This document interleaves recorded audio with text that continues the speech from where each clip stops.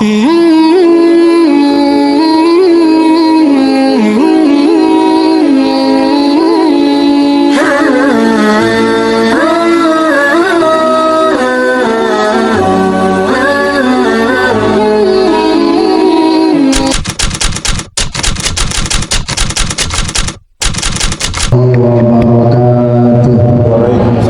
warahmatullahi wabarakatuh.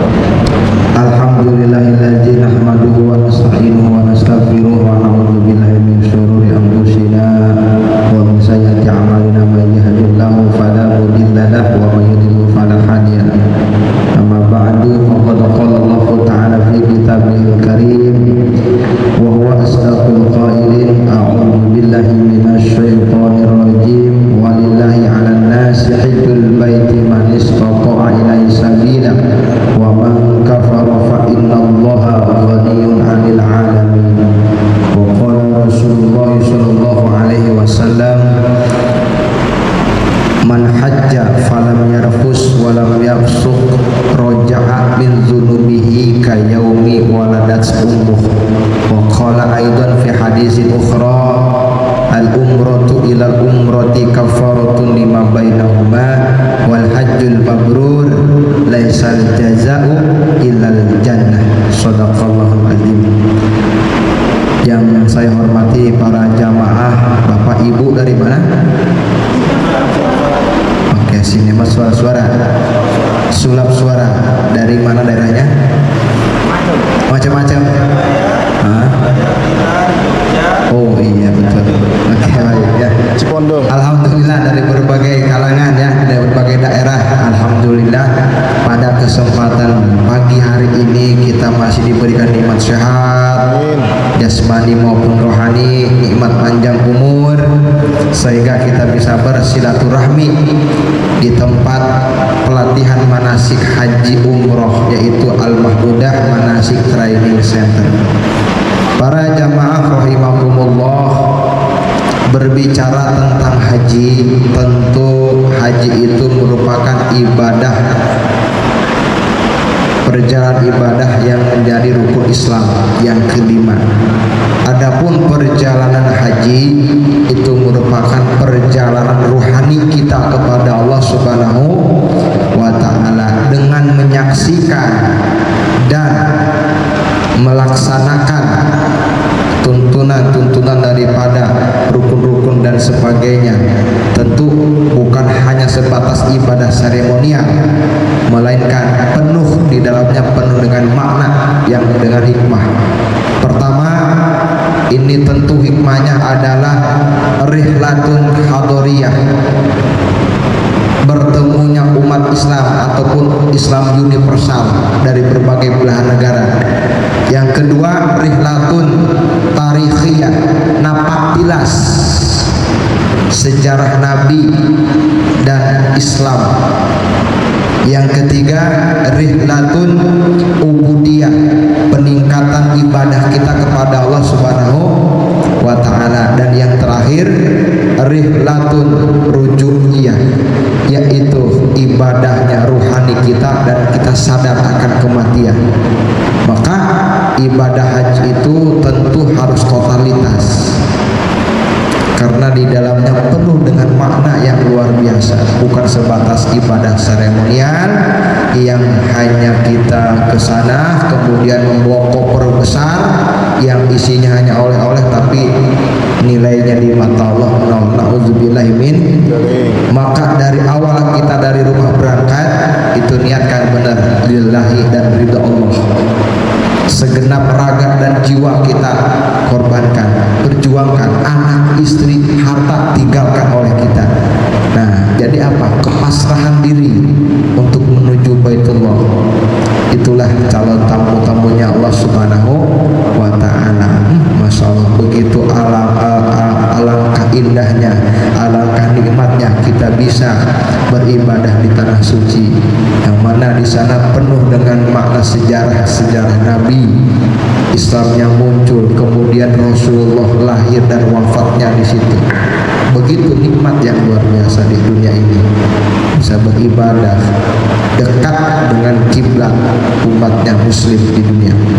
Nah itu Itulah haji. Jadi haji merupakan bukan sebatas perjalanan seremonial, tapi di dalamnya mengandung makna-makna ruhani kita menuju Allah.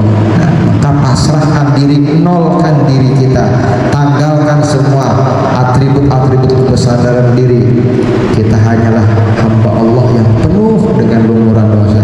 Nah, situlah kita minta ampunan sama Allah ketika melaksanakan ibadah haji. Sedangkan secara fikih haji diartikan sebagai al-qasdu, artinya menyengaja atau bermaksud. Untuk apa? Untuk beribadah di Baitullah dengan melaksanakan amalan-amalan haji. Nah, itu secara fikih. Kemudian rukun haji ini ada 6. Pertama, niat ihram. Yang kedua, wukuf di padang Arafah. Yang ketiga, tahallul. Yang keempat, tawaf ifadah. Yang kelima, sa'i. Dan yang terakhir, tertib. Itu rukun haji. Sedangkan umroh itu ada 5. Bedanya tidak menggunakan wukuf aja di Arafah. Begitu. Umroh itu diartikan sebagai ziarah, berkunjung dengan melaksanakan pertama tawaf, kemudian sa'i, sudah selesai tahallul. Itu namanya umroh. Jadi berziarah dan mengunjungi Baitullah dengan melaksanakan amalan rukun daripada umroh. Begitu. Kemudian haji, jamaah haji Indonesia itu dibagi tentu menjadi 2 gelombang. Gelombang pertama diberangkatkan langsung menuju ke kota Madinah. Yang gelombang kedua langsung ke kota Mekah.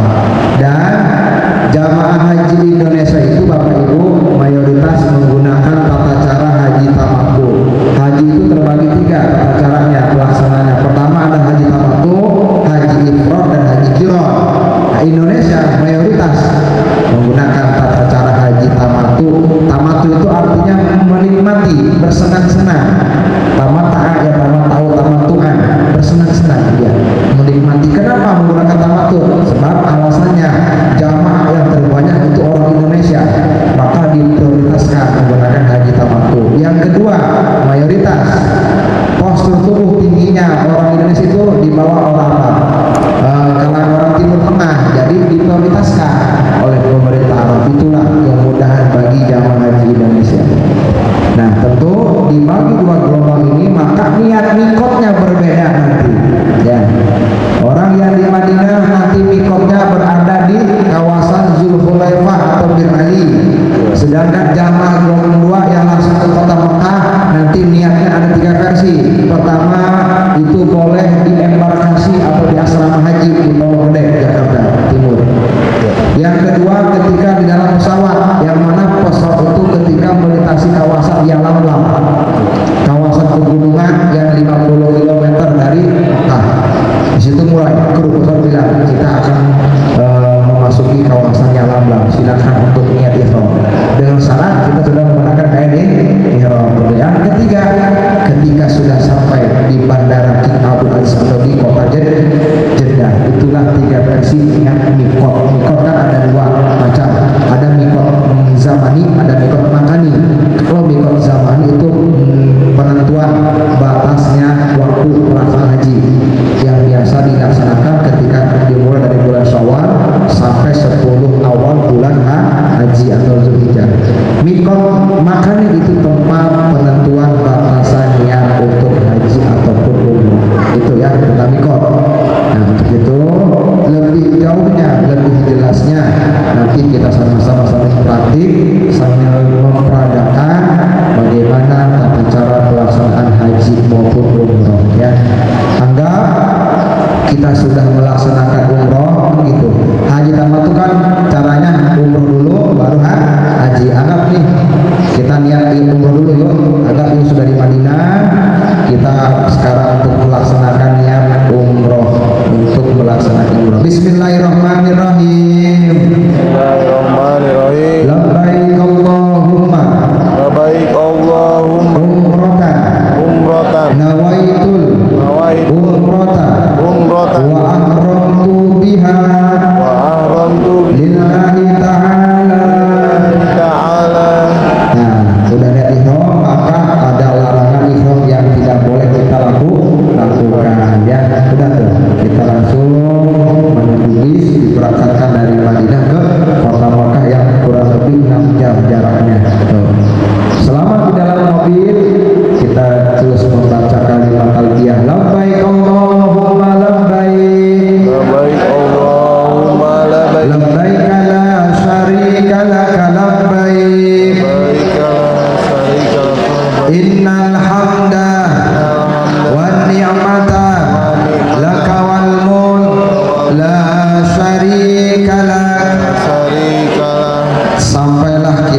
kota Mekah. Langsunglah kita menuju Masjidil Haram, melaksanakan tawaf. Kemudian selesai tawaf, kita langsung melaksanakan sa'i. Sa'i selesai, kita langsung tahallul, udah halal.